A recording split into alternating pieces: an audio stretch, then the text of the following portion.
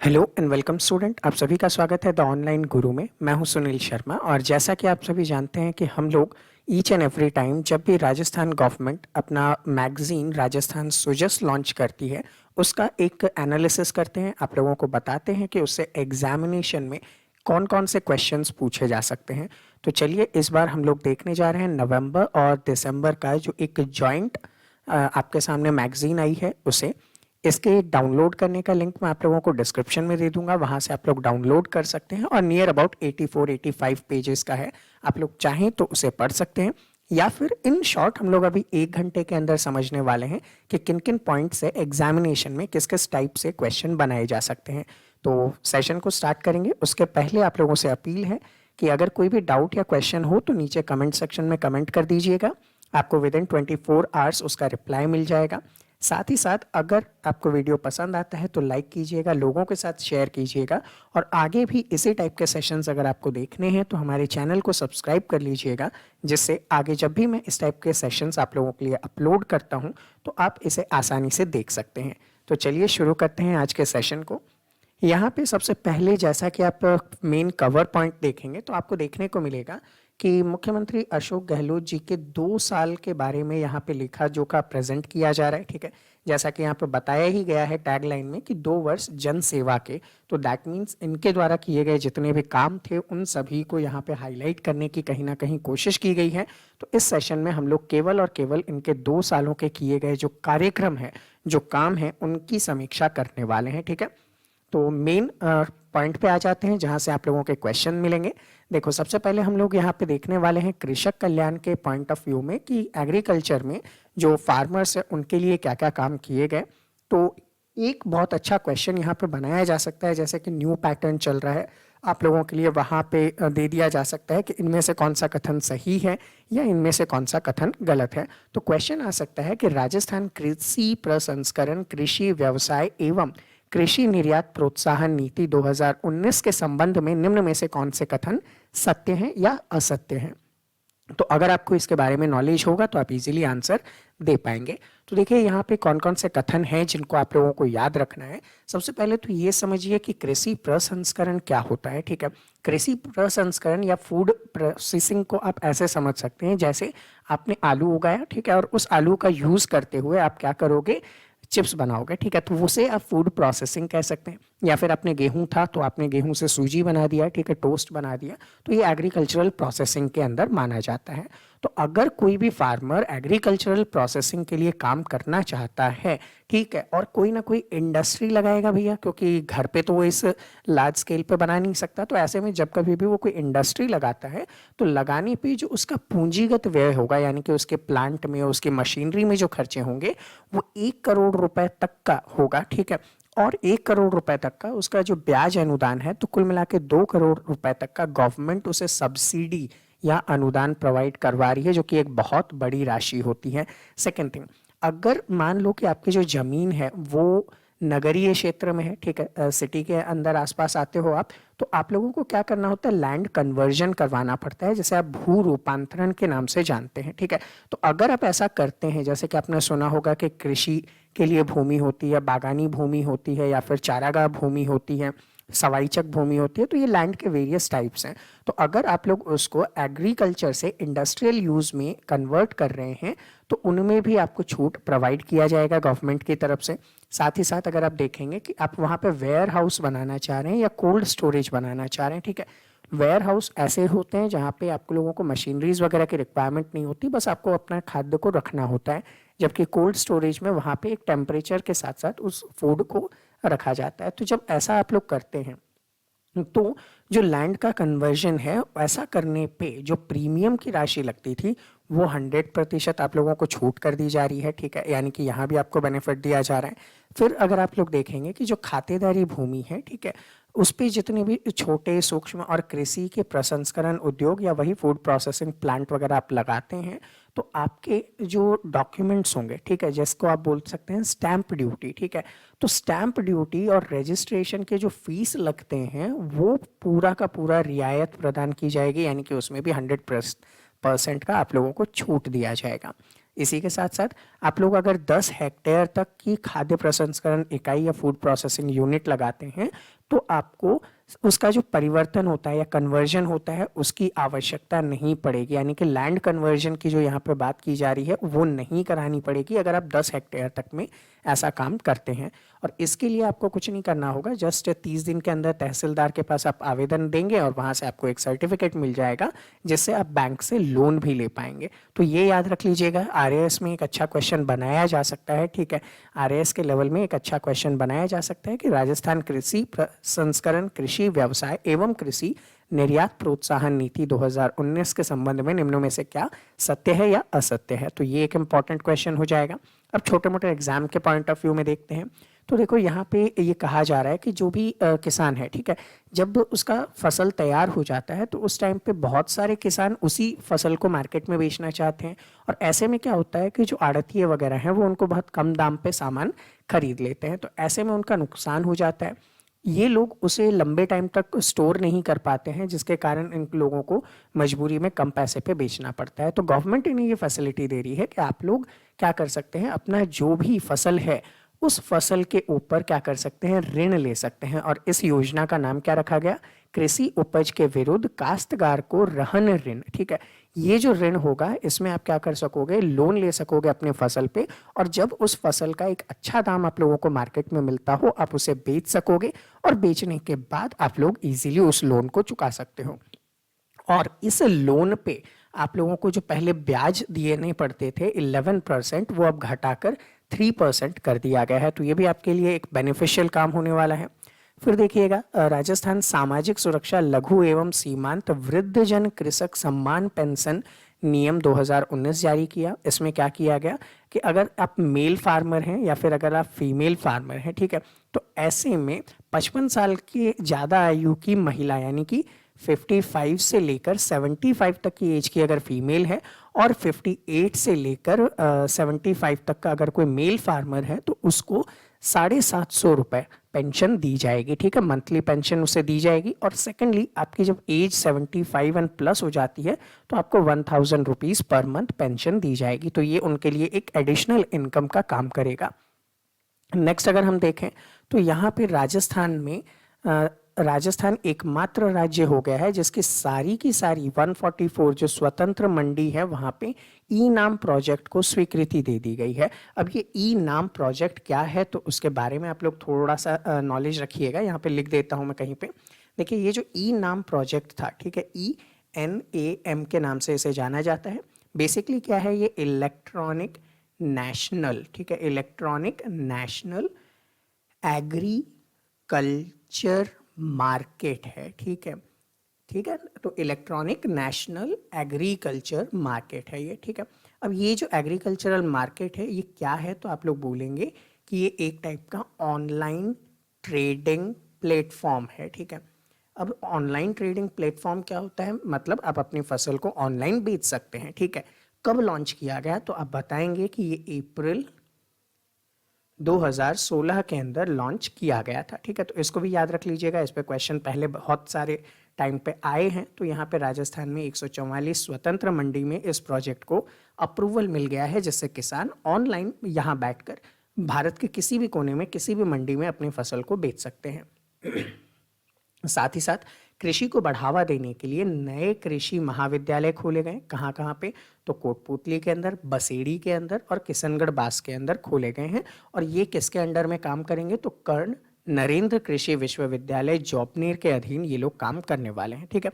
साथ में स्वामी केशवानंद राजस्थान कृषि विश्वविद्यालय बीकानेर के जो नए संघटक महाविद्यालय के रूप में गंगानगर में कृषि महाविद्यालय प्रारंभ किया गया है, ये भी आप लोगों को याद रखना है, ठीक है। ये हो जाएगा आपका एग्रीकल्चर में। थोड़ा सा और देख लेते हैं एग्रीकल्चर में। तो राजस्व विभाग जिसे आप लोग रेवेन्यू बोर्ड के नाम से जानते हो, ठीक है, और जनरली आपको पता ही है कि पटवारी यहीं काम करते हैं। तो इन्होंने एक ऐप विकसित किया है जिसका नाम क्या है, धरा ऐप, ठीक है। ये जो धरा ऐप होगा ये क्या करेगा, आप लोगों को अपने जो भूमि का स्वामित्व है जिसको आप लोग बोलते हैं पट्टा देखना या फिर रजिस्ट्री वगैरह चेक करना, तो वो आप लोग इस ऐप के थ्रू कर पाओगे। ये एक नई फैसिलिटी आप लोगों को दी जा चुकी है। ये जो फैसिलिटी है इसका ऑनलाइन मोड पहले से ही चल रहा है, ठीक है। आप लोग अगर नेट पे सर्च करेंगे अपना खाता, ठीक है, तो राजस्थान गवर्नमेंट की वेबसाइट खुलेगी, वहाँ पे भी आप लोग किसी भी ज़मीन के मालिकाना हक को चेक कर सकते हैं। लेकिन ये अब एक एप्लीकेशन के थ्रू भी, आप जिस टाइप से मोबाइल पे फेसबुक व्हाट्सएप इंस्टॉल करते हैं, उसे इंस्टॉल करके भी अब आप लोग देख पाएंगे, ठीक है। तो ये एक काम हो जाता है। अब नेक्स्ट टॉपिक पे चलते हैं, जहाँ पे हम लोगों को देखने को मिलेगा पशुपालकों के लिए क्या क्या स्कीम यहाँ पे चलाई गई थी, ठीक है।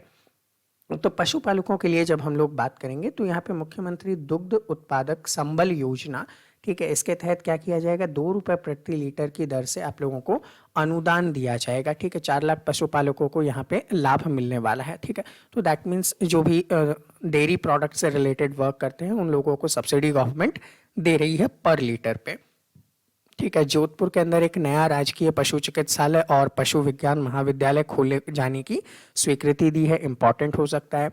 राज्य का 14वां पशु चिकित्सा विश्वविद्यालय प्रशिक्षण एवं अनुसंधान केंद्र कहाँ खोला गया, तो झुंझुनू में शुरू किया गया। ये वो इंपॉर्टेंट फैक्टर है जहाँ पे डायरेक्ट क्वेश्चन 1 लीनियर फॉर्म में देखे जा सकते हैं, चाहे आपका पटवारी का एग्जामिनेशन हो, चाहे अदर कोई भी एग्जामिनेशन हो, वहाँ पे दिए जा सकते हैं। गवर्नमेंट ने अब युवा कल्याण के सेगमेंट में आकर कहा है कि इन्होंने 79,671 पदों पर नियुक्ति दी गई है, ठीक है। और जहाँ पे इन पदों के बारे में बताया जा रहा है, अब इनमें से क्या सच है और क्या गलत है वो आप लोग इजीली जानते ही हैं कि किस किस लेवल पे कितनी भर्तियां दी जा चुकी हैं।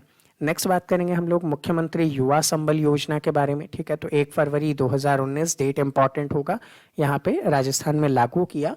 ये क्यों किया गया, क्योंकि इसमें पहली बार जो ट्रांसजेंडर पर्सन्स हैं, ठीक है, उनको अब महिलाओं की कैटेगरी में शामिल किया गया और बेरोजगारी भत्ते के रूप में 3,500 रुपये प्रति माह देने का गवर्नमेंट ने डिसाइड किया गया है, ठीक है। और यहाँ पे जो पहली बार पुरुष बेरोजगार थे जिन्हें 650 रुपये दिए जाते थे, अब 3,000 रुपये दिए जाएंगे, ठीक है।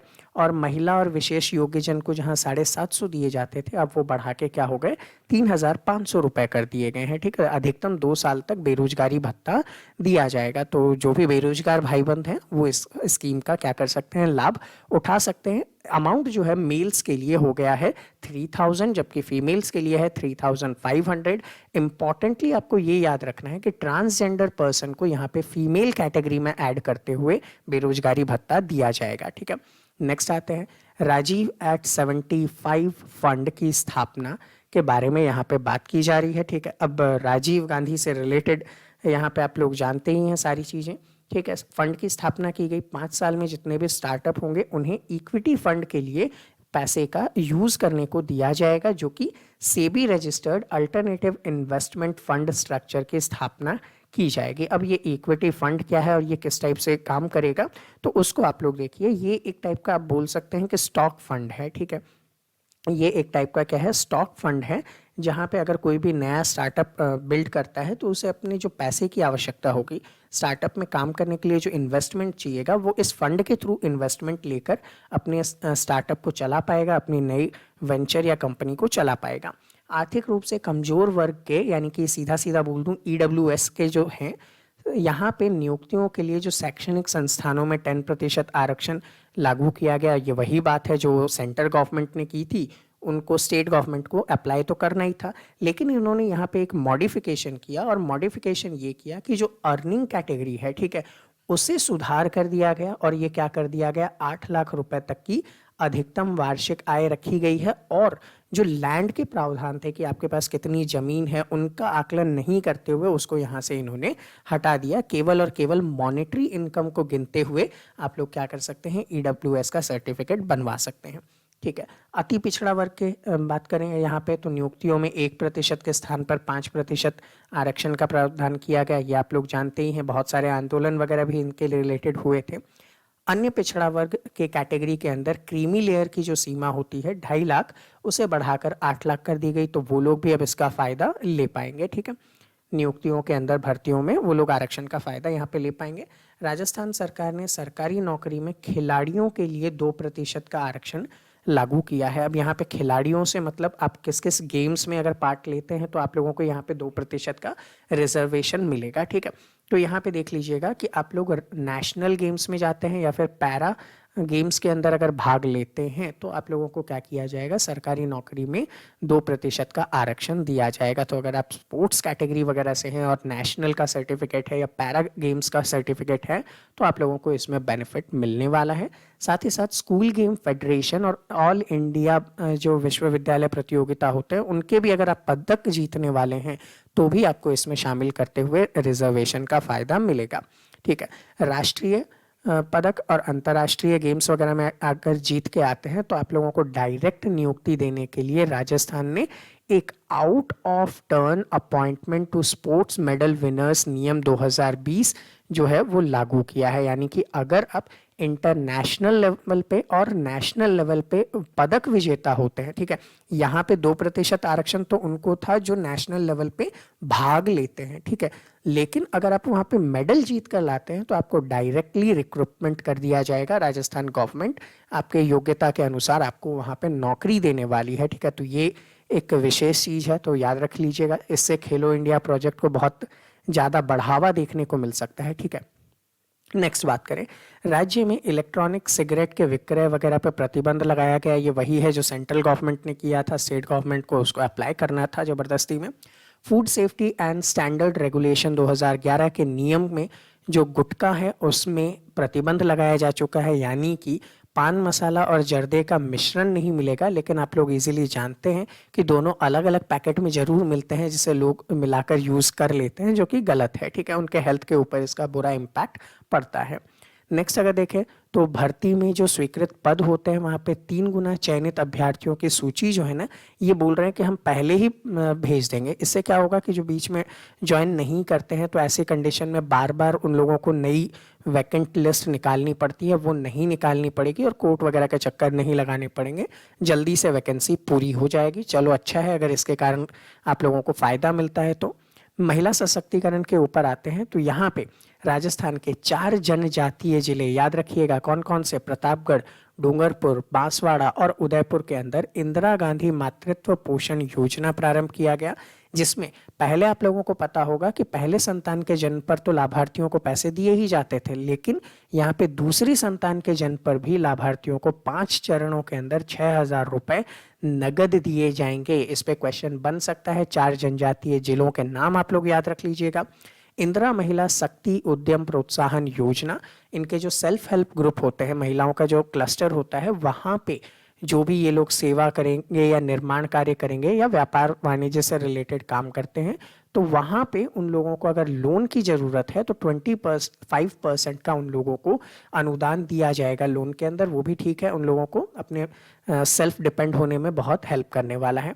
महिलाओं के विरुद्ध होने वाले जो अपराध हैं उनका पर्यवेक्षण वगैरह करने के लिए राजस्थान के सारे 41 जिलों में, ठीक है, अब यहाँ पे आप बोलोगे 41 जिले तो राजस्थान में है नहीं, ठीक है, तो राज्य के ये जो 41 जिले हैं किसकी बात की जा रही है भैया, तो ये पुलिस के हिसाब से जो बाइफरकेशन है वो हो सकता है, ठीक है, उसके अंदर special investigation unit for crime against women गठित किया गया है, जहाँ पे जो उप अधीक्षक पुलिस स्तर के होंगे प्रभारी, वो इन अपराधों की जांच वगैरह को प्रायोरिटी देते हुए काम करेंगे, और ऐसा करने वाला राजस्थान देश का पहला राज्य बन चुका है। ठीक है, सेकेंड थिंग, महिलाओं की सहायता और सुरक्षा के लिए अलवर जिले के अंदर श्री गंगानगर जिले में MPV यानी कि महिला पुलिस कार्यकर्ता को स्टार्ट किया गया है प्रोजेक्ट। तो ये दोनों जिलों के नाम आपके लिए इंपॉर्टेंट हो सकते हैं कि कहाँ पे MPV जो है वो स्टार्ट किए गए हैं वॉलंटियर प्रोजेक्ट के रूप में। महिला शक्ति आत्मरक्षा केंद्र का भी यहाँ पे आरंभ किया गया है, वो देख लीजिएगा आप। यहाँ पे सहयोग एवं उपहार योजना में संशोधन करते हुए अनुसूचित जाति, जनजाति और अल्पसंख्यक BPL परिवार के 18 वर्ष या फिर इससे अधिक आयु की जो कन्याएं होंगी, ठीक है, उनके विवाह पर जो राशि दी जाएगी वो होगी 31,000 हथलेवा राशि, और यदि कन्या 10वीं पास है तो 10,000 रुपये, स्नातक पास होने पे 20,000 रुपये अतिरिक्त आप लोगों को दिए जाएंगे। तो देख लो गवर्नमेंट की तरफ से आपको शादी में भी उपहार दिए जा रहे हैं। अगर आप लोगों को इन स्कीम्स का पता हो तो आप इनका फ़ायदा उठा सकते हैं। ठीक है, तो ये जो राशि है ये आप लोग देख लीजिएगा, इतना इम्पॉर्टेंट नहीं है। विधवा विवाह अगर प्रमोट करना है तो उसे करने के लिए यहाँ पे 30,000 से बढ़ाकर 51,000 रुपये गवर्नमेंट ने राशि कर दी गई है। अगर विधवा विवाह किया जाता है तो ऐसे में गवर्नमेंट की तरफ से 51,000 रुपये सहायतार्थ दिए जाएंगे।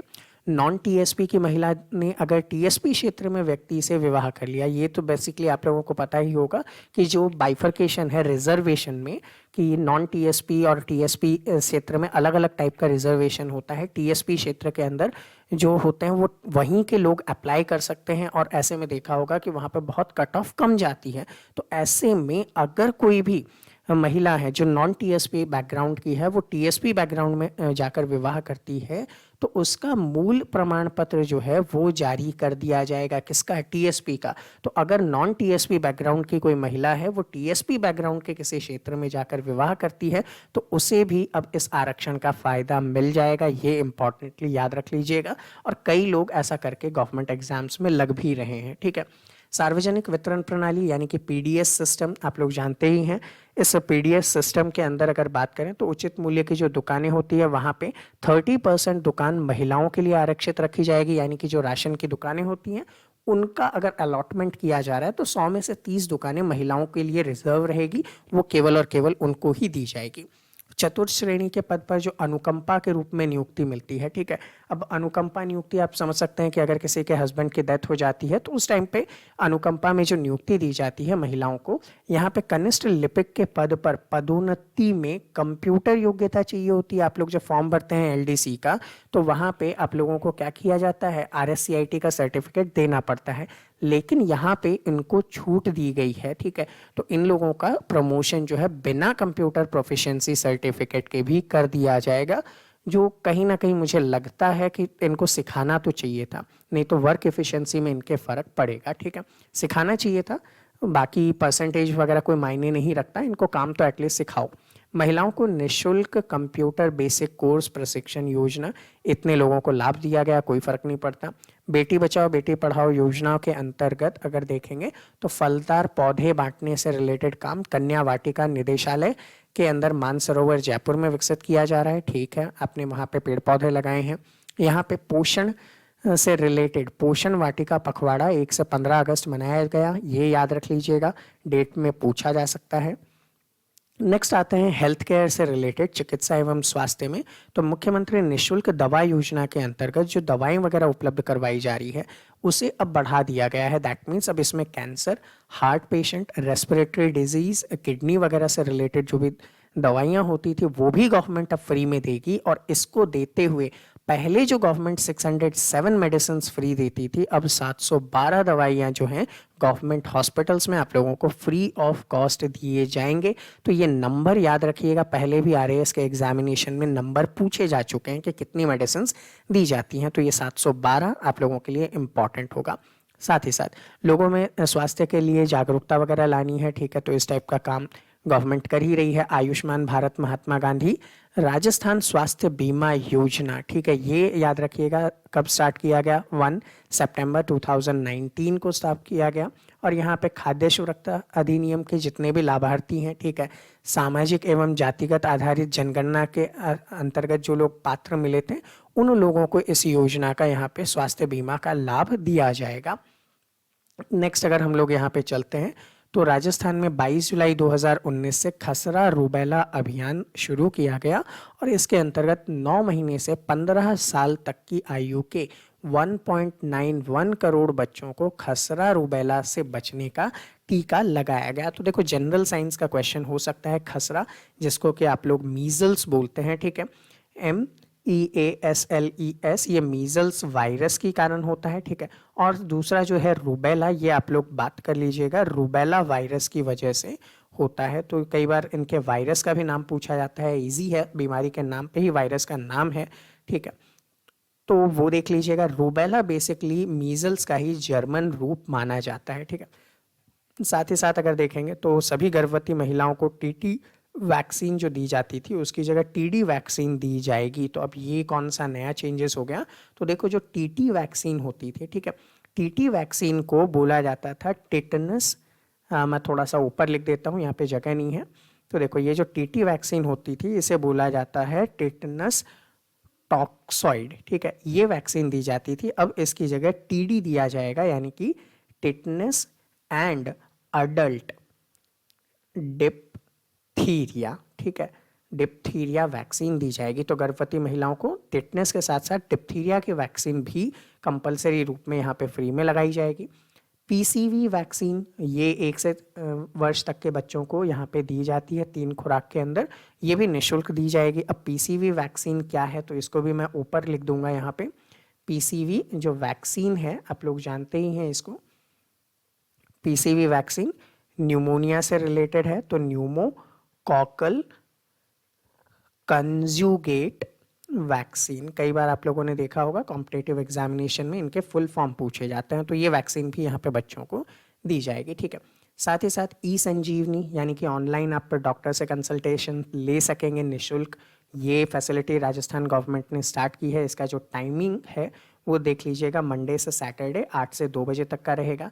ई संजीवनी ओपीडी के नाम से आप लोग इसे अवेल कर सकते हैं। चिकित्सा शिक्षा से रिलेटेड अगर हम लोग यहाँ पे बात करें तो देखने को मिलेगा कि जो एसएमएस मेडिकल कॉलेज है जयपुर के अंदर, यहाँ पे मानव अंग एवं उत्तक प्रत्यारोपण ऑर्गेनाइजेशन सॉटो के द्वारा जो है हृदय प्रत्यारोपण और भी बाकी जितनी भी इस टाइप की ट्रीटमेंट होती है वो की जाएगी। जेएलएन अजमेर के अंदर किया जाएगा, कोटा के अंदर किया जाएगा, ठीक है। महाराणा भोपाल सिंह उदयपुर के अंदर यह क्या किया जा रहा है, organ and tissue retrieval performing start किया जा रहा है। इसका मतलब ये है कि सपोज करो कोई पर्सन है जो कि ब्रेन डेड हो जाता है, ठीक है, तो उसके बॉडी का कोई भी ऑर्गन, जस्ट लाइक आप बोल सकते हैं कि किडनी हो गया, ठीक है, उस पर्सन का अगर हम बात करें कि ब्रेन हो गया, ठीक है, उसी पर्सन की कुछ अदर बॉडी पार्ट्स हो गए, जस्ट लाइक आप यहाँ पे बोल सकते हैं कि ब्रेन हो गया, ठीक है, उसके बोन्स हो गए, ठीक है, कोटा के अंदर बोन्स रिट्राइवल फॉर्म है, तो उनको प्रिजर्व किया जाएगा ताकि बाद में अगर किसी इंसान को चाहिए तो ये इसको डोनेट कर सकें। तो इस टाइप की फैसिलिटी यहाँ पे स्टार्ट की जा रही है जो भी हेल्पफुल होंगी। आयुर्वेद के अंदर अगर हम लोग यहाँ पे आएँ तो देखो आयुर्वेद में देखने को मिलता है कि जयपुर, जोधपुर, भरतपुर, कोटा, बीकानेर में जो संभाग स्तर पर आरोग्य मेला लगाया गया, ठीक है, 2 लाख से ज़्यादा लोगों को आयुर्वेद, होम्योपैथी, यूनानी वगैरह से रिलेटेड जो पद्धति वगैरह के बारे में बताया गया, ठीक है, इतना इम्पॉर्टेंट नहीं है। डॉक्टर सर्वपल्ली राधाकृष्णन राजस्थान आयुर्वेद विश्वविद्यालय, ठीक है, कहाँ पे है, जोधपुर के अंदर है, याद रखिएगा। इसे पंचकर्म सेंटर के रूप में, सेंटर ऑफ एक्सीलेंस के रूप में विकसित किया जाएगा। पंचकर्म आप ये कह सकते हैं कि आयुर्वेदिक में जो ट्रीटमेंट होता है उसके प्रिंसिपल्स हैं जिनके द्वारा पे मरीज का इलाज किया जाता है। तो पंचकर्म ट्रीटमेंट के लिए सेंटर ऑफ एक्सीलेंस किसे दिया गया है, जोधपुर को दिया गया है।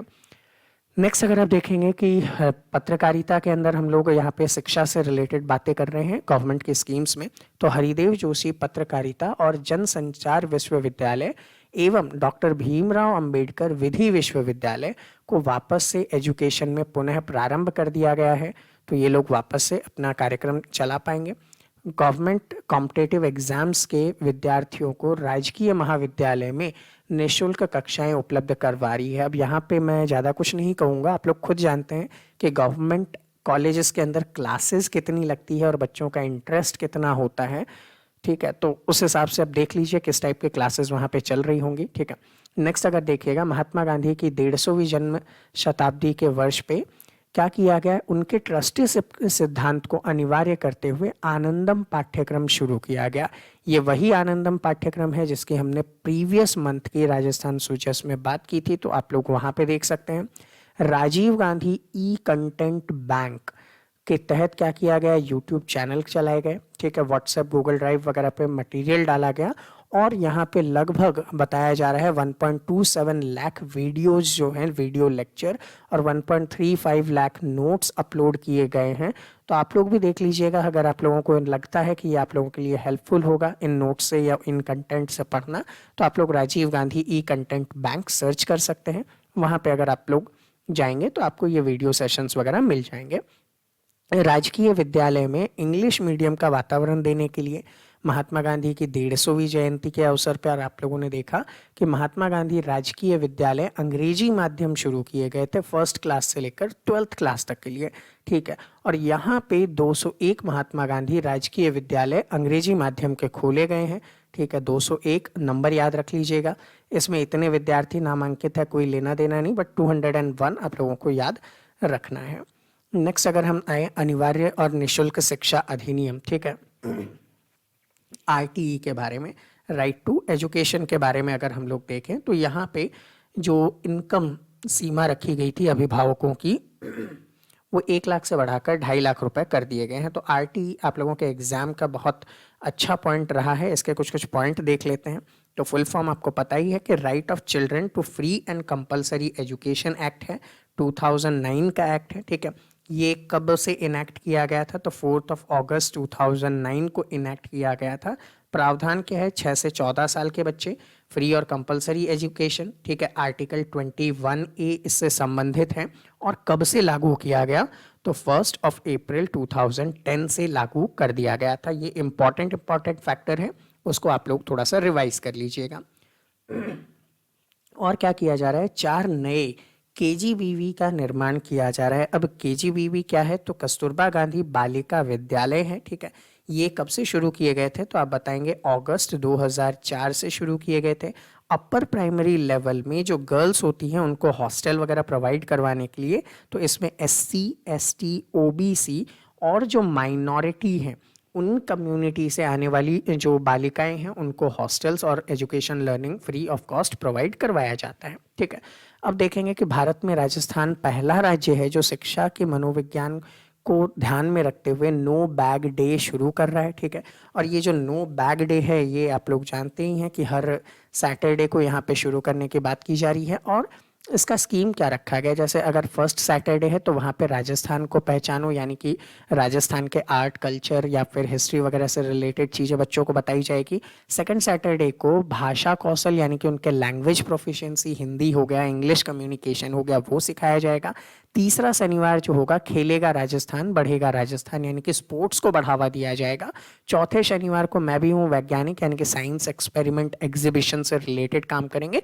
और अगर 5वां शनिवार है उस मंथ के अंदर तो बाल सभा आयोजित की जाएगी। तो इससे क्या होगा कि बच्चों में कॉन्फिडेंस डेवलप करने से रिलेटेड वर्क यहाँ पे गवर्नमेंट स्कूल्स में भी अब किया जाएगा। नेक्स्ट अगर हम देखें तो सारे श्रेणियों के अंदर जो शिक्षा कर्मी होते हैं, टीचर्स होते हैं, उनके जनरली देखने को मिलता है कि बच्चे गवर्नमेंट स्कूल्स में नहीं पढ़ते हैं, प्राइवेट स्कूल्स में पढ़ते हैं। लेकिन गवर्नमेंट चाह रही है कि इन्हें इनकरेज किया जाए ताकि ये लोग अपने बच्चों को भी गवर्नमेंट स्कूल में इनरोल करें। और जब ये लोग गवर्नमेंट स्कूल में अपने बच्चों का इनरोलमेंट कराएंगे तो ये लोग उसी शिद्दत के साथ स्कूलों में पढ़ाएंगे। तो उनको प्रमोट करने के लिए अगर इनके बच्चे 10th की परीक्षा में 70% या उससे ज़्यादा मार्क्स लेकर आते हैं तो 11,000 रुपीज़ स्कॉलरशिप दी जाएगी, ठीक है। और ये लाभ लगभग 950 सेकेंडरी के छात्र छात्राओं ने लिए हैं, ठीक है। तो वो देख लीजिएगा, बढ़िया स्कीम है गवर्नमेंट की तरफ से। नेक्स्ट देखेंगे शिक्षा विभाग का एक प्रोजेक्ट था ई कक्षा, ठीक है।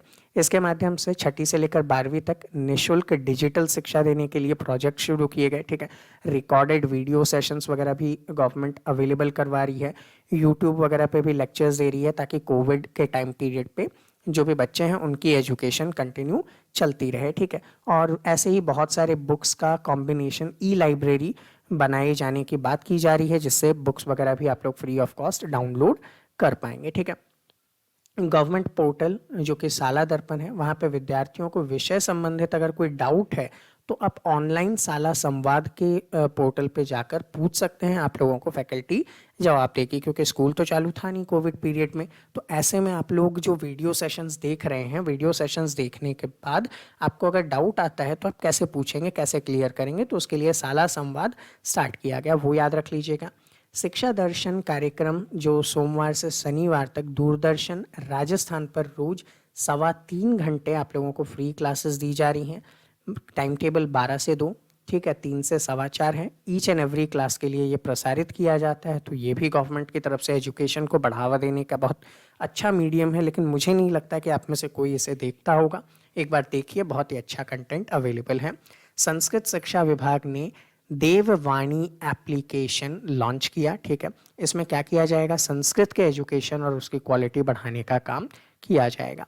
सामाजिक सुरक्षा पे हम लोग आ जाते हैं और सामाजिक सुरक्षा पे देखने को मिलेगा कि विशेष योग्यजन हो गए, विधवा हो गई या फिर एकल नारी है, इनकी वृद्धावस्था पेंशन में 250 रुपए की बढ़ोतरी की जा चुकी है, ठीक है, वो याद रख लीजिएगा, कोई विशेष इंपॉर्टेंट नहीं है। जयपुर जिला मुख्यालय में भिक्षावृत्ति मुक्त करने के लिए पुनर्वास गृह चलाए जा रहे हैं। तो इसका भी बहुत एक अच्छा आप लोगों को प्रभाव देखने को मिल रहा है कि ट्रैफिक सिग्नल्स पे जो बच्चे भीख मांगते हुए देखने को मिलते थे, वो अब सामान बेचते हुए आप लोगों को दिखाई देते हैं। ठीक है, तो ये बहुत अच्छी पहल है। साथ ही साथ सामाजिक सुरक्षा पेंशन के वार्षिक भौतिक सत्यापन, जो लोग पेंशन गवर्नमेंट से लेते हैं उन लोगों का फिजिकल वेरिफिकेशन होता है कि भैया जिंदा हैं या मर गए। तो ऐसे में 2 माह की अवधि निर्धारित की गई है, नवंबर से लेकर दिसंबर। तो नवंबर और दिसंबर में वो लोग अपना फिजिकल वेरिफिकेशन करवा सकते हैं कि भैया हम जिंदा हैं, हमारी पेंशन चालू रहेगी। ठीक है, उसी के साथ साथ राजस्थान ने राजस्थान जन आधार योजना स्टार्ट कर दिया गया था, जिसमें आप लोगों का जन आधार कार्ड गवर्नमेंट बना कर दे रही थी, जिसमें आधार कार्ड और आपके बाकी डॉक्यूमेंट को मर्ज किया जा रहा था। तो आपके सारे पेंशन से रिलेटेड, आपके सब्सिडी से रिलेटेड इन्फॉर्मेशन गवर्नमेंट के पास इजीली पहुंच जाती थी। सार्वजनिक वितरण प्रणाली यानी कि वही अपना पुराना पीडीएस सिस्टम, ठीक है, सामाजिक सुरक्षा पेंशन हुआ, आयुष्मान भारत योजना हुआ, या फिर महात्मा गांधी राजस्थान स्वास्थ्य बीमा योजना वगैरह हुए, तो इनके जो लाभ जो हैं वो ट्रांसफ़र किए जा रहे हैं, डायरेक्ट बेनिफिट ट्रांसफ़र इस जन आधार प्लेटफॉर्म के थ्रू। इसका जो डेटा है वो भारत सरकार का UIDAI के तरफ से दिया जा रहा है, तो दैट मीन्स पूरी प्रूफिंग की जा रही है, आधार कार्ड के साथ ही इसको लिंक किया गया है। नेक्स्ट हम लोग देखेंगे दिव्यांग कल्याण के ऊपर आते हैं। तो यहाँ पे राजस्थान के जो सिलिकोसिस से पीड़ित परिवारजन हैं, ठीक है, अब सिलिकोसिस क्या है, तो ये एक टाइप का डिजीज़ होता है। ठीक है, कहाँ पे होता है, तो आप बताएंगे कि ये लंग्स में होने वाला डिजीज़ है। ठीक है, अब लंग्स से होने वाला डिजीज़ है, इसे कैसे होता है, जो क्रिस्टल सिलिका होता है, ठीक है, इसके रेस्पिरेशन से अगर आपके लंग्स में ये चले जाते हैं तो आपको सांस लेने में समस्या आती है। तो उस टाइप की कोई भी डिजीज़ जिसे सिलिकोसिस कहा जाता है, इससे अगर कोई पीड़ित है तो उनके पुनर्वास के लिए एक नई नीति, राजस्थान सिलिकोसिस नीति 2019 लागू की गई। ठीक है, अब यहाँ पे किस टाइप से उन लोगों को बेनिफिट दिया जाएगा वो देख लीजिएगा। पीड़ित व्यक्ति को पुनर्वास के लिए 3 लाख रुपए की सहायता गवर्नमेंट दे रही है। ठीक है, उनकी अगर मृत्यु होती है तो उनके उत्तराधिकारी जो हैं उन्हें 2 लाख रुपए का आर्थिक सहायता गवर्नमेंट यहाँ पे दे रही है। ठीक है, इसी के साथ साथ मृत्यु होने पर उनके अंतिम संस्कार के लिए 10,000 रुपए की सहायता भी गवर्नमेंट दे रही है। परिवार के सदस्य को विशेष योग्यजन के संचालित आस्था योजना, जो कि BPL के तरह ही एक स्कीम होती है, उसमें भी बेनिफिट दिया जाएगा। सरकारी सेवाओं में आरक्षण का लाभ 3% से बढ़ाकर 4% कर दिया गया है, विशेष योग्यजनों के लिए बेनिफिट किया गया है यहाँ पे, तो ये आप लोग ध्यान रखिएगा।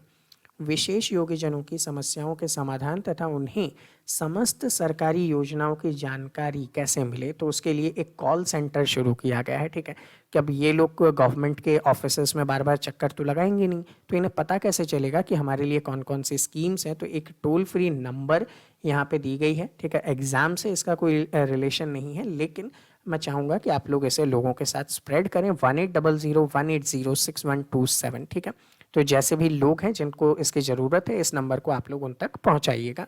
सरकारी कर्मियों को सांकेतिक भाषा में प्रशिक्षण देने के लिए नोएडा डेफ सोसाइटी, नाम याद रखिएगा, उन्होंने 2020 के बैच में इन लोगों को ट्रेनिंग दी है, ताकि जो दिव्यांगजन है जो बोल नहीं पाते वो लोग साइन लैंग्वेज का जब यूज़ करें गवर्नमेंट ऑफिसेस के अंदर तो उन्हें समझेंगे कैसे। तो उसके लिए नोएडा डेफ सोसाइटी की तरफ से इनकी ट्रेनिंग करवाई गई है। जनजातीय क्षेत्रीय विकास के ऊपर आते हैं। ठीक है, जनजातीय क्षेत्र आप इजीली जानते ही हैं। यहाँ पे 5 नए एकलव्य मॉडल आवासीय विद्यालय बनाए जा रहे हैं। ठीक है, ये जो एकलव्य विद्यालय हो गया, या फिर जो मैं बात करता हूँ यहाँ पे आप लोगों से कस्तूरबा गांधी विद्यालय हो गए, ये सारे उन एग्ज़ाम्स में हैं जो कि टीचर से रिलेटेड एग्जामिनेशन है, चाहे वो रीट वगैरह का हुआ, उन फर्स्ट ग्रेड का हुआ, उनके सिलेबस में ये शामिल होता है। तो उन लोगों के लिए ये विशेष इंपॉर्टेंट है, वो लोग नोट डाउन करते जाइएगा। तो यहाँ पे 5 नए एकलव्य मॉडल आवासीय विद्यालय खोले जा रहे हैं। अम्बापुर, ठीक है, गोगुंदा, सराड़, ठीक है, कहाँ पे है, बांसवाड़ा के अंदर है। ठीक है, उदयपुर के अंदर है। पीपल खूंट जो कि प्रतापगढ़ में है, डूंगरपुर के अंदर है, इनको खोला जा रहा है।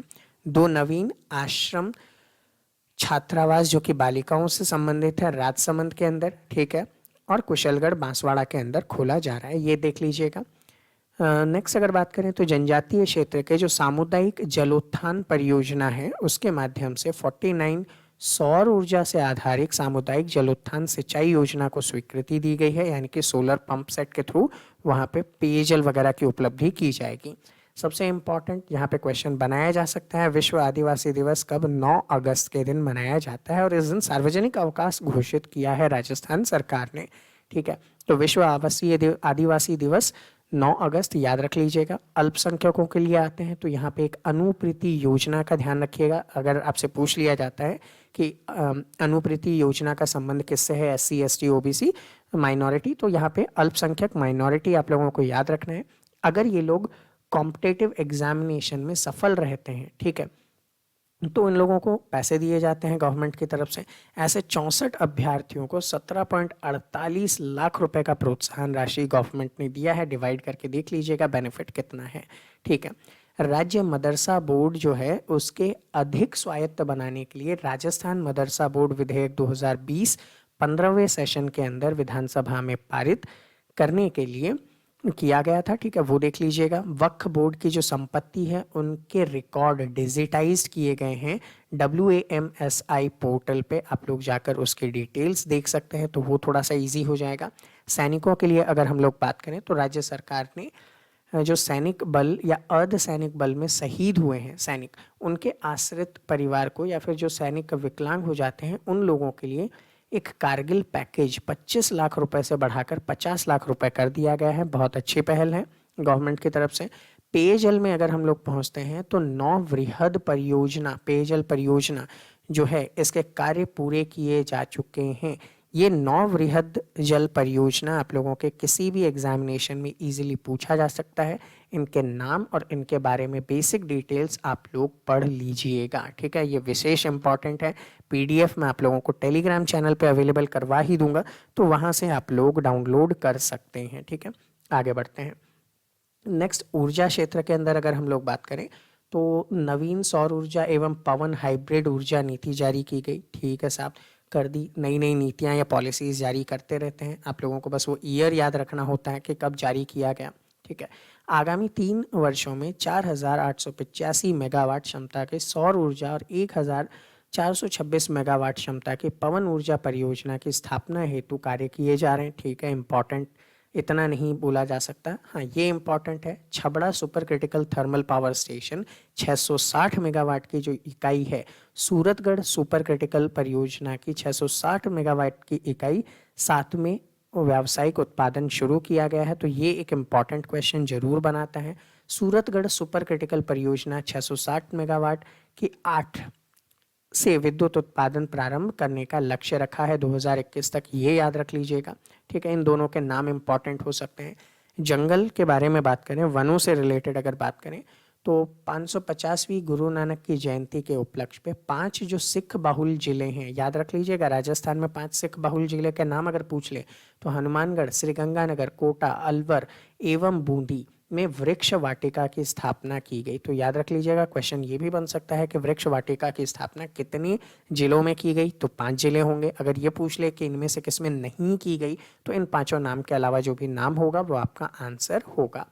राज्य पक्षी जो गोडावन है, ठीक है, उसके संरक्षण हेतु सम का जो एरिया जैसलमेर के अंदर है, वहाँ पे गोडावन का कृत्रिम प्रजनन आरंभ किया गया है। ठीक है, गोडावन पक्षी के 16 चूजे भी वहाँ पे पैदा किए गए हैं। तो ये इंपॉर्टेंट हो सकता है किस जगह पे गोडावन संरक्षण के लिए कार्य किया जा रहा है। सरिस्का और मुकुंदरा हिल्स आप जानते ही हैं टाइगर रिजर्व, विशेष बाघ संरक्षण बल यानी कि STPF की स्थापना की गई, जहाँ पे बॉर्डर होमगार्ड लगाया करेंगे। ठीक है, होमगार्ड के लोग वहाँ पे कार्य करेंगे। यहाँ पे बात करते हैं पत्रकार कल्याण से रिलेटेड स्कीम्स की, तो राजस्थान वरिष्ठ अधिविस्तृत पत्रकारिता सम्मान योजना प्रारंभ की गई। तो पत्रकारिता से संबंधित कौन सी योजना शुरू की गई, नाम याद रख लीजिएगा आप। इसमें मासिक राशि 5,000 रुपये से बढ़ाकर 10,000 रुपये की जाने की बात की गई है। तो जो भी सिलेक्टेड पत्रकार होंगे उन्हें इतना बेनिफिट दिया जाएगा। फूड सिक्योरिटी पे आते हैं तो राष्ट्रीय खाद्य सुरक्षा योजना NFSA जो है, जिसके बारे में आप लोग जानते ही हैं।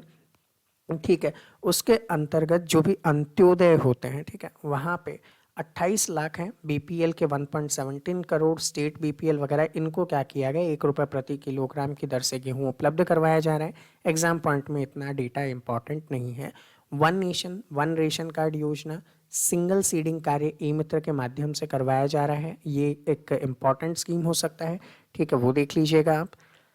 उद्योग और व्यापार में आते हैं तो एमएसएमई क्षेत्र, एमएसएमई क्षेत्र जिनके बारे में आप जानते हैं कि ministry of micro small and medium enterprises के थ्रू इन सभी को संभाला जाता है, उससे रिलेटेड नियम बनाए गए, ठीक है। राजस्थान सरकार किसी भी विभाग में 3 वर्ष तक कोई अनुमति लेने की आवश्यकता नहीं है, आप माइक्रो या स्मॉल मीडियम एंटरप्राइजेस खोल सकते हैं ईजीली, ठीक है। औद्योगिक विकास नीति 2019 जारी की गई, ठीक है, कोई दिक्कत नहीं है। राजस्थान निवेश प्रोत्साहन योजना 2019, ठीक है, इतना इम्पॉर्टेंट नहीं है। नेक्स्ट अगर देखेंगे सीएसआर फंडिंग, तो सीएसआर फंडिंग आप जानते हैं कॉर्पोरेट सोशल रिस्पॉन्सिबिलिटी होती है, ठीक है। इसमें क्या करते हैं कि जो भी कॉर्पोरेट्स होते हैं वो अपने इनकम का 2% तक इन्वेस्ट करते हैं, ठीक है, और ये इन्वेस्टमेंट वेलफेयर के लिए होता है, ठीक है। और अगर वो लोग वेलफेयर करते हैं तो इस 2% अमाउंट पे इन लोगों को टैक्स में छूट मिल जाती है, ठीक है। तो ऐसे बहुत सारे कॉर्पोरेट्स वर्क करते हैं, जैसे लाइक वेदांता का भी आपने नाम सुना होगा, जो राजस्थान में आंगनबाड़ी वगैरह में काम कर रहे हैं, ठीक है। नेक्स्ट देखेंगे रिको के द्वारा जो राजस्थान के अंदर इंडस्ट्रियल डेवलपमेंट के लिए जाना जाता है, सूक्ष्म एवं लघु उद्योग को बढ़ावा देने हेतु औद्योगिक क्षेत्र स्थापित किए जा रहे हैं। तो जगह आप लोगों को याद रखनी है, रघुनाथपुरा अजमेर के अंदर, उनियारा टोंक के अंदर, बड़गांव सिरोही के अंदर, ठीक है। तो ये प्लेसेस आपको याद रखने हैं, ठीक है। स्मॉल इंडस्ट्रीज यहाँ पे डेवलप की जाएगी। राजस्थान पर्यटन नीति 2020 लागू की गई, ठीक है साहब। पर्यटन को थ्रस्ट सेक्टर का दर्जा यहाँ पे दिया गया। थ्रस्ट सेक्टर मतलब वही जहाँ पे बहुत ज़्यादा संभावनाएं उत्पन्न हो सकती हैं, ठीक है। और आप लोगों को ये भी याद होगा कि जो पर्यटन है उसको उद्योग का दर्जा भी देने वाला राजस्थान ही सबसे पहले था, ठीक है। नेक्स्ट है राजस्थान सरकार और एचपीसीएल ने मिलकर, ठीक है, एक काम किया था रिफाइनरी से रिलेटेड, ये बहुत इंपॉर्टेंट है, एग्जाम्स में आप लोगों को पूछने को मिला है। सह पेट्रोकेमिकल कॉम्प्लेक्स पचपदरा बाड़मेर के अंदर स्थापित किया गया। इस पे पिछली बार भी क्वेश्चन बने थे कि किसका कितना प्रतिशत भाग यहाँ पे है, तो इस पे क्वेश्चन ऑलरेडी बन चुका है, आप लोगों को इसके बारे में पता ही है। तो आप लोग खुद कमेंट करके बता दीजिए कि राजस्थान गवर्नमेंट का शेयर कितना था और एचपीसीएल का यहाँ पे शेयर कितना था, ठीक है। बेसिकली आपको ये पढ़ोगे तो दिख ही जाएगा, ठीक है। खनिज अन्वेषण को और ज़्यादा बढ़ाने के लिए स्टेट माइनिंग एक्सप्लोरेशन ट्रस्ट बनाया गया, जिससे ज़्यादा से ज़्यादा मिनरल्स को निकाला जा सके और उनके यूटिलाइजेशन किए जा सके। नेक्स्ट हम लोग यहाँ पे देखेंगे स्वायत्त शासन से रिलेटेड कुछ इंपॉर्टेंट पॉइंट, जहाँ पे प्रदेश के सारे 213 नगर निकाय में 358 स्थायी रसोई के माध्यम से इंदिरा रसोई योजना स्टार्ट की जा रही है, ठीक है। राजस्थान गवर्नमेंट की एक बहुत अच्छी स्कीम है, जहाँ पे 8 रुपये में आप लोगों को भोजन उपलब्ध करवाया जाएगा, जबकि भोजन की कॉस्ट 20 रुपये है। तो 12 रुपये प्रति थाली का जो अनुदान है वो गवर्नमेंट खुद दे रही है, वो देख लीजिएगा। 17 नगर पालिकाएँ, ठीक है, ग्राम पंचायत वगैरह में चतुर्थ श्रेणी की 17 नगर पालिकाएँ की घोषणा की गई। तो ये 17 के 17 नाम आप लोगों के लिए इम्पॉर्टेंट है, कहाँ कहाँ पे नगर पालिकाएँ खोली गई हैं वो याद रखिएगा आप। नेक्स्ट चलते हैं, नगरीय निकाय में जनप्रतिनिधि निर्वाचन किए जाने हेतु जो न्यूनतम शैक्षणिक योग्यता थी वो अब समाप्त कर दी गई है। तो भैया ये चीज़ मुझे कहीं ना कहीं गलत लगती है, आप लोगों को कैसा लगता है? गलत लगना ही चाहिए, क्योंकि आप जिस जनप्रतिनिधि को चुन रहे हो उसके लिए कोई मिनिमम क्वालिफिकेशन नहीं है, लेकिन अगर आपको एक पियोन के लिए अप्लाई करना है तो मिनिमम क्वालिफिकेशन है। तो भैया ये चीज़ कहीं ना कहीं गलत हो जाती है, ठीक है। पीएम स्वनिधि के अंतर्गत जो पथ विक्रेता हैं, रेडी ठेला वाले जो लोग हैं, उन लोगों को 7% का अनुदान दिया जाएगा, ठीक है। यानी कि अगर वो लोग 10,000 रुपये तक का ऋण लेते हैं तो उन लोगों को ऋण दिया जाएगा और उनके ब्याज में उनको छूट दी जाएगी, जिससे वो लोग अपना ठेला वगैरह खरीद के अपना काम चला सकते हैं। जयपुर शहर के परकोटे को यूनेस्को द्वारा विश्व हेरिटेज सिटी की सूची में शामिल किया गया है, ये आप लोग जानते ही हैं। यूनेस्को के बारे में थोड़ा सा detail, United Nations educational, scientific और कल्चरल ऑर्गेनाइजेशन है, ठीक है, जिसका हेडक्वार्टर कहाँ पे है? तो पेरिस के अंदर है। पेरिस कहाँ है? तो आप बताएंगे कि फ्रांस के अंदर है, ठीक है। इसकी स्थापना कब हुई थी? तो 16 नवंबर 1945 के अंदर हुई थी। ये बेसिक डिटेल्स है जो आप लोगों को यहाँ पे पता ही होगी। नेक्स्ट आगे चलते हैं। कोटा शहर में जो डेयरी व्यवसाय एवं पशुपालकों को सुव्यवस्थित रूप से बसाने के लिए न्याय द्वारा देवनारायण एकीकृत आवासीय योजना विकसित की जा रही है। ये देख लीजिएगा कि डेयरी पालकों को वहाँ पे बसाने के लिए, उन लोगों के रहने के लिए नई अरेंजमेंट्स वगैरह आप लोगों को देखने को मिल जाएगी। ठीक है, तो ये इम्पॉर्टेंटली यहाँ पे बोला जा सकता है कि उनके लिए ये काम किया जा रहा है। नेक्स्ट देखेंगे, राजस्थान आवासन मंडल है, प्रताप नगर सांगानेर योजना के जो हल्दी घाटी मार्ग सेक्टर 16 पन्नाधाय सर्किल के पास ये एक वृहद कोचिंग हब बनाया जाएगा। ठीक है, जिसका नाम बहुत प्रचलित हो रहा था, कोचिंग हब के लिए एक विशेष जगह दी जाएगी, उसका शिलान्यास किया गया। ये इंपॉर्टेंट प्लेसेस हो सकते हैं और कॉम्पिटिटिव एग्जाम्स में पूछा जा सकता है। नेक्स्ट अगर हम देखेंगे ग्रामीण विकास और पंचायती राज से रिलेटेड, तो वही महात्मा गांधी जी की 150वीं जयंती।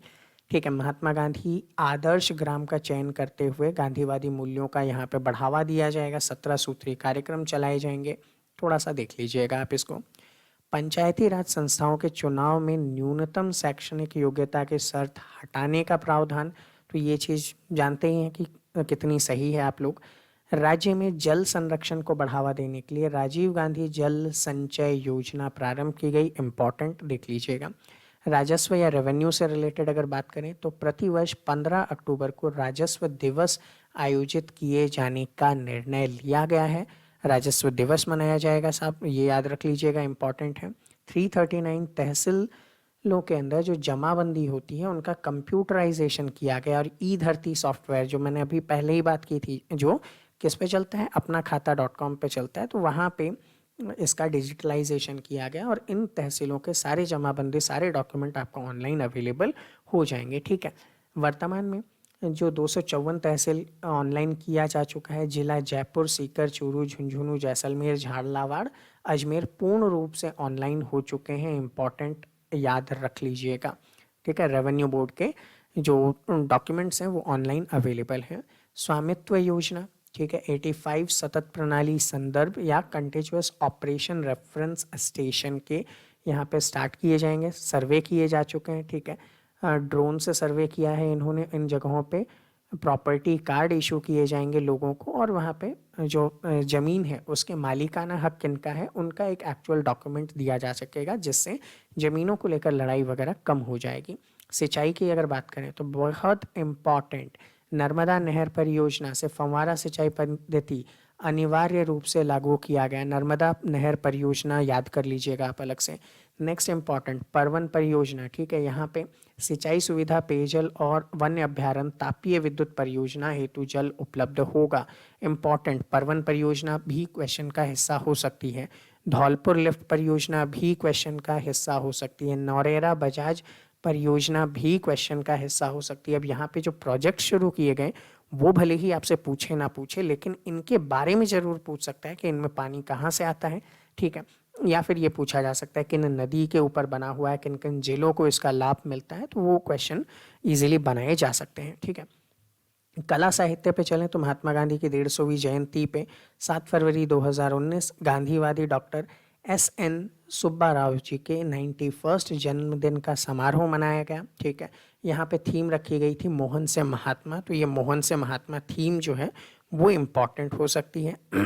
ठीक है, एस.एन. सुब्बा राव जी जिनके बारे में यहाँ पे बात की जा रही है, ये सलीम नंजुद्दीन सुब्बा राव हैं। ठीक है, ये इन्होंने स्थापना की थी नेशनल यूथ प्रोजेक्ट की। ठीक है, इनको भाई जी के नाम से भी जाना जाता है, याद रखिएगा।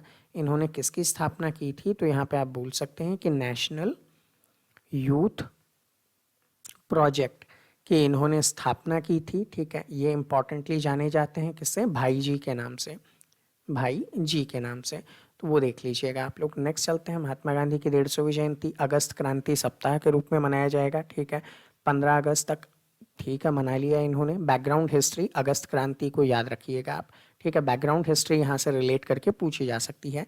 राजस्थान राज्य अभिलेखागार कहाँ पे, बीकानेर में। अभिलेख म्यूजियम का ई उद्घाटन किया गया। ठीक है, दैट मीन्स वहाँ के जो रिकॉर्ड्स वगैरह हैं आप ऑनलाइन देख सकते हैं। ठीक है, वहाँ पे आप लोगों को जाने की रिक्वायरमेंट नहीं पड़ेगी।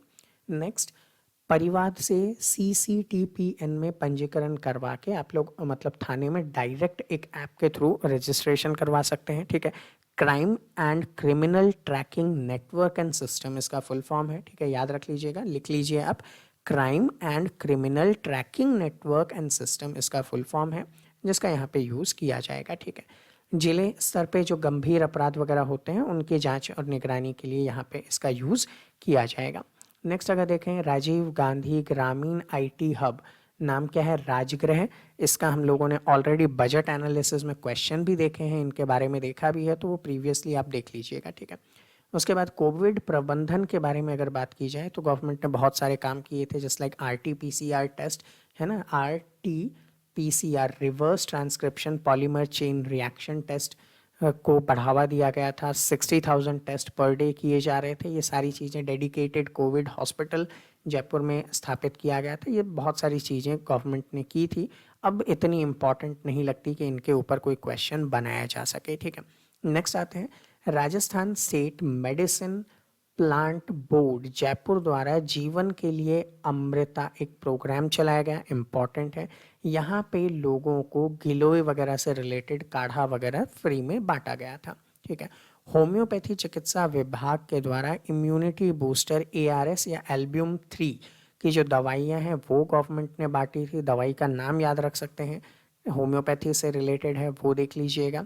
नेक्स्ट बात करें कोविड के अंदर जो मोक्ष कलश योजना 2020 रखी गई थी, देवस्थान विभाग ने रखा था। ये स्कीम क्या थी कि जो कोविड के टाइम पे जिनकी डेथ हो रही है उनकी अस्थियों के विसर्जन के लिए, चूँकि ट्रांसपोर्टेशन अवेलेबल नहीं था, तो ऐसे में उनके अस्थियों का विसर्जन करवाने के लिए गवर्नमेंट ने काम चलाया था, मोक्ष कलश योजना। तो वो थोड़ा सा आप लोगों के लिए इम्पॉर्टेंट हो सकता है।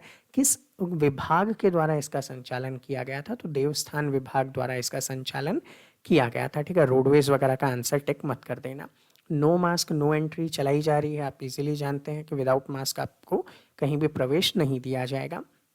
नगर विमानन मंत्रालय भारत सरकार और फिक्की हैदराबाद में आयोजित किया गया था, जहां पे राजस्थान को मोस्ट प्रोएक्टिव स्टेट का अवार्ड दिया गया, ये देख लीजिएगा। राष्ट्रीय जल पुरस्कार 2019 उत्तम राज्य का प्राइज़ जो है राजस्थान को दिया गया, ठीक है। ये राजस्थान की कुछ उपलब्धियां हैं जो देखने को मिल सकती है। सर्वश्रेष्ठ राज्य विधिक सेवा प्राधिकरण का राष्ट्रीय अवार्ड भी यहाँ पे राजस्थान को दिया जा रहा है, ठीक है, वो देख लीजिएगा आप। विधिक दिवस कब मनाया जाता है, तो 9 नवंबर के दिन मनाया जाता है, ये भी याद रख लीजिएगा, एग्जाम में पूछा जा सकता है। नेशनल वाटर अवार्ड दिया गया राजस्थान को, ठीक है। प्रथम स्थान पे आवास योजना लागू करने में, बेटी बचाओ बेटी पढ़ाओ योजना में राजस्थान को अवार्ड दिए गए। तो ये कुछ कुछ इंपॉर्टेंट प्राइजेस हैं जो राजस्थान को यहाँ पे दिए गए, जिनको आप लोग यहाँ पे देख सकते हैं, ठीक है। विधिक सेवा हो गया। प्रथम राष्ट्रीय जल मिशन पुरस्कार 2019 देख लीजिएगा, नर्मदा नहर वगैरह पे तेजोपुरा माइनर के अंदर जो काम किए जाएंगे वो देख लीजिएगा आप यहाँ पे, ठीक है। तो ये वो विशेष विशेष योजनाएं थी जिनकी हम लोगों ने बात की, ठीक है। तो इससे हम लोगों ने ये देखा कि गवर्नमेंट की कौन कौन से स्कीम्स थी जिनके ऊपर एग्जाम में क्वेश्चन बनाए जा सकते हैं। आई होप कि आप लोगों को सभी चीज़ें इजीली समझ में आई होगी। कुछ भी डाउट या क्वेरी है तो आप लोग नीचे कमेंट सेक्शन में कमेंट कर सकते हैं, ठीक है। वीडियो पसंद आएगा तो लाइक कीजिए, शेयर कीजिए, और ऐसे ही और इंफॉर्मेटिव सेशंस देखना चाहते हैं तो आप हमारे चैनल को सब्सक्राइब कर लीजिएगा, ताकि आगे भी आपको ऐसे अपडेट्स मिलते रहें, ठीक है। तो चलिए मिलूंगा आपसे अगले सेशन में, तब तक के लिए जय हिंद।